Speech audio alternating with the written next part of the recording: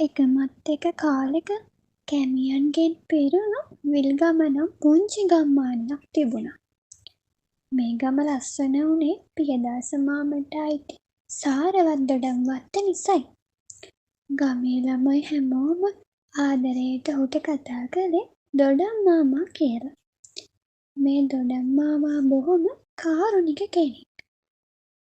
මේ ළමයින්ගේ සෙල්ලම් පිටිය තිබුණේ දොඩම් වත්තට එහා පැත්තේ. ඔන්න එක දවසක් නිමේෂා, කාවින්ද, රංජන් සහ මැණික් එකතු වෙලා රහස් පරීක්ෂක සෙල්ලමක් කරන්න පටන් ගත්තා.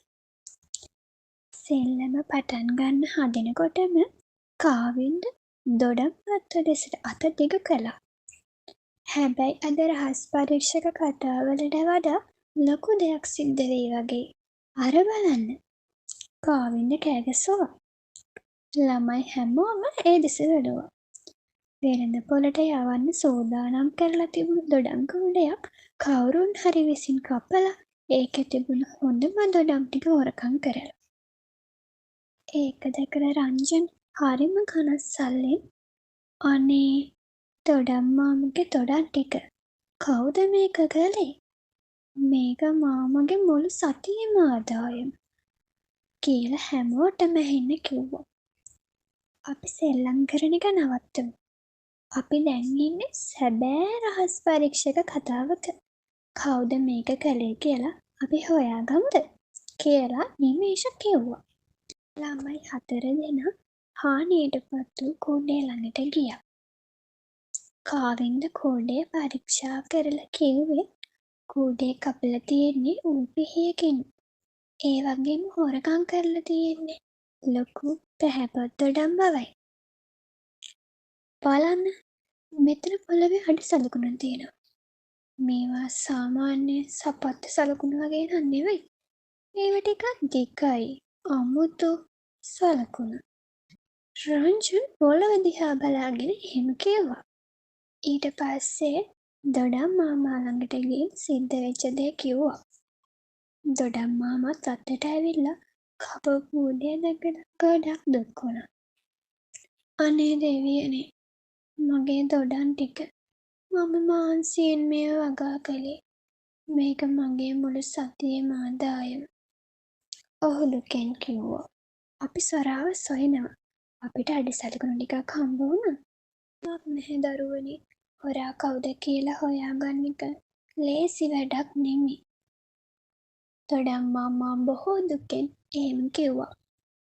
ළමයින්ට දොඩම් මාමගේ දුක බලාගෙනම ඉන්න බැරි වුණා. ඔවුන් නැවත සෙල්ලම් පිටියට ඇවිත් රහස් පරීක්ෂක වැඩේ පටන් ගත්තා. අඩි සලකුණු හරිම අමුතුයි. ඒක ටිකක් දිගයි. ඒත් කවුද ගමේ ඒ වගේ සපත්තු දාන්නේ? අපිට වෙන හෝඩුවාවක් ඕනේ කියලා කාවින්ද කිව්වා. නිහඬව හිටපු මැණිකේ දොඩම් රැල්ලක් දැකලා කෑ ගැස්සුවා. අයියේ අක්කේ බලන්න කවුරු හරි මෙතන දොඩම් කාලා තියෙනවා. ගමේ මේ වගේ විශාලන පාවිච්චි කරන්නේ පුංචි අඩු වැඩපොළක් පටන් ගත්ත අර අලුතින් ගමට ආපු මම විතරයි. ඒ වගේම මට මතකයි අර අඩි සලකුණු දෙකට තිබුණේ ඇයි කියලා. ඔහු නිතරම වැඩපොළේදී විශාල බූට් සපත්තු පනදිනවා කියලා නිමේෂ කිව්වා. මට තේරුණා ඔවුන් නිරාස් පරීක්ෂක මෙහෙයුම සාර්ථකයි කියලා. ළමයි 4 දෙනාම එකතු වෙලා දොඩම් මාමා එක්ක අර බඩ වැඩපොළට ගියා. හි තිබුණු කූඩේකින් දොඩම් මාමාගේ නැතුණු දොඩම් දෙකත් අර විශාල බූට් සපත්තු යුගලත් සහිත තැනත් හොයාගන්න ඔවුන්ට හැකි වුණා. වඩ කාර්මිකයා තමාගේ වරද පිළිගත්තා. වඩ කාර්මිකයා දොඩම් මාමාට උණු අලාභය ගෙවන්න පොරොන්දු වුණා. දොඩම් මාමා ළමයින්ට හරි ආඩම්බරයෙන් මෙහෙම කිව්වා. දරුවනේ ඔයාලා තමයි මේ ගමේ වීරයෝ.